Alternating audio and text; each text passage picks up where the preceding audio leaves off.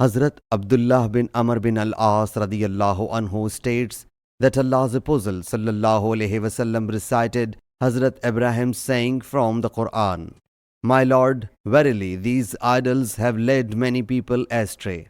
Then who sides with me is mine, and who disobeyed me, then you are certainly forgiving, merciful." Abraham, Surah Ibrahim, verse 36. And recited the words comprising Hazrat Isa's saying, "If you punish them, they are four bondmen, and if you forgive them, then undoubtedly you are only the dominant, the wise." Surah Maida, verse 118.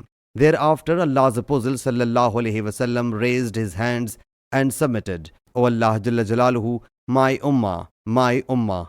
And then he sallallahu alaihi wasallam burst into tears. Allah Jalla Jalaluhu said, "O Gabriel, go to Muhammad sallallahu alaihi wasallam and ask him," though Allah Jalla Jalaluhu knows well what made him weep.